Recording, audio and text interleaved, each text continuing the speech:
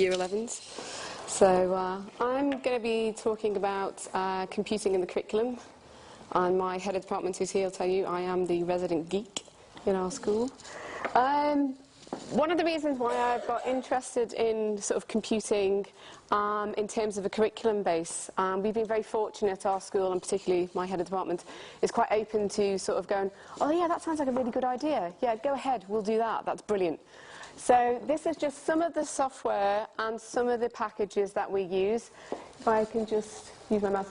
Right, this is Apps for Good. I don't know if anyone saw the Blue Peter episode on Monday where they had the girls from Central Foundation School doing that. We're one of the 200 schools participating in that.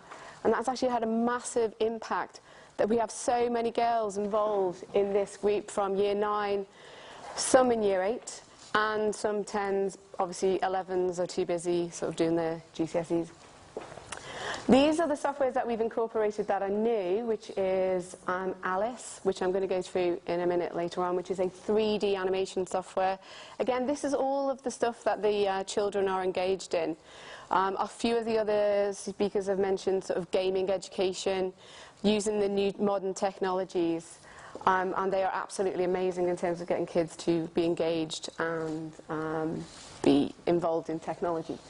Obviously, I don't know if you know about the Eric Schmidt's comment saying, I think the UK's got the worst IT education or worst education curriculum.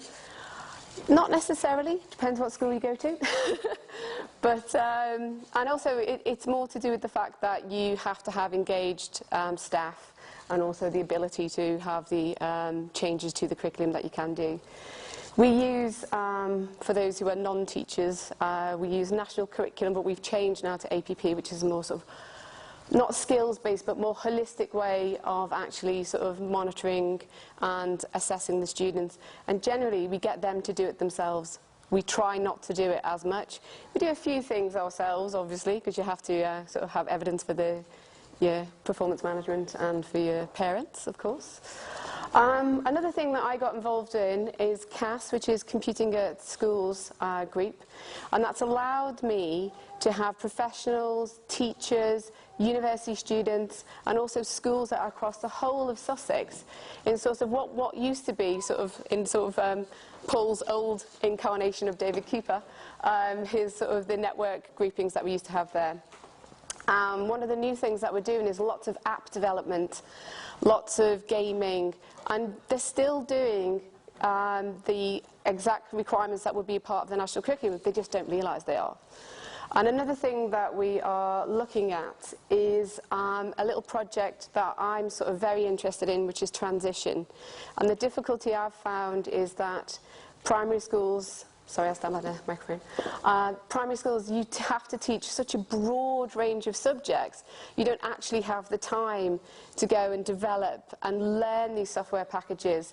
So I'm working with Stamford Primary and Junior School, and we'll be going into hopefully some of the younger year groups, but mainly probably the juniors. And I will be delivering some IT curriculum, but along with my Year 9 students.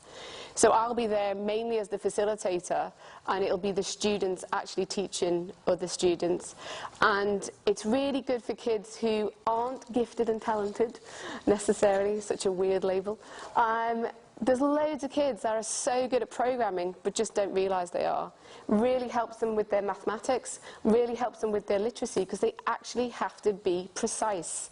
If you get your colon wrong, it won't run, it won't work. So that's one of the things that we've been, sort of my little project that I've been working on, and I have lots of students, not just boys, and not just the geeks either. There's a few quote-unquote normal students doing it as well. Just to show you what we do in our school, where we've incorporated sort of more graphic-based products in terms of the sort of software packages. I don't know if you've heard of Scratch. Hands up, anyone? Yeah, pretty much. Right, so yeah, now Scratch is based generally for probably 8 to 12-year-olds. You can do it younger. My 6-year-old does it with me, but then I do live in a very geeky household. My husband's a geek, my family's, my brother works for BlackBerry, my dad designs tanks and fire engines, so I think that's obviously incorporated. Our whole house is networked, so it's fine. Not everybody's like that, though. But actually, talking about our previous speaker, my son's a reluctant reader, and I've downloaded lots of reading apps, and he reads sort of Thomas the Tank Engine to our 2-year-old, and that's to engage him in learning. He loves using the iPad and the smartphone, and that's obviously where it's sort of developed. So thank you, Mr. Chambers. But again, so we're going to incorporate Scratch into that school. It's free. We're trying to use all free or open source software. Parents can't afford to be spending hundreds of pounds on a piece of software that the kids are probably only going to be interested in for 1, maybe 2 years. So then, if I just go back to the beginning, right. The bottom one, which is called Greenfoot, is a new software package developed by some professors at the University of Kent. Is that me being... Can I just check? Oh my God, that seagull's going to get me.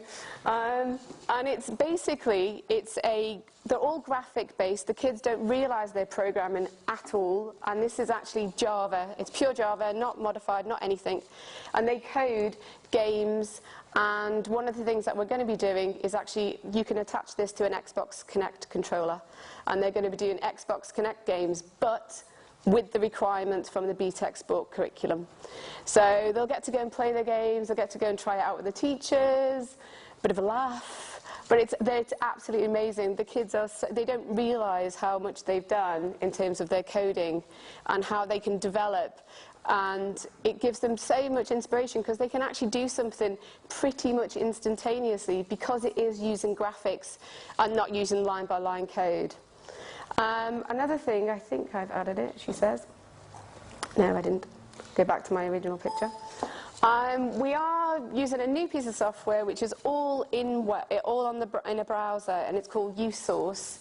And I would say you could probably do that upper primary all the way through, maybe lower primary with some of them, but it's just the sort of comprehension in terms of the code. And it's to develop apps. You don't need any security. It's all sort of controlled on the, everything's controlled by the owner, which is Paul Clark. Nothing goes live without his vetting or the teacher's vetting. And all they need to do is download the USource player on an Android phone, and then they can play their apps and show their parents at home, which is obviously what we've been talking about. Using it sort of collaboratively and also getting the students to be engaged, so you get them to produce something instantaneously so that they understand exactly the sort of instant hit, the happiness that they get from doing stuff. Go home and go, Mum, look what I've done, or have you seen this app, what we did in class today? And then obviously that's the only ones that have me, not all the, only kidding, no, we are doing it. And then from that, you can actually develop it because, going back to Greenfoot, which is obviously the one just sort of down the bottom. Sorry. Okay, thank you very much, everybody.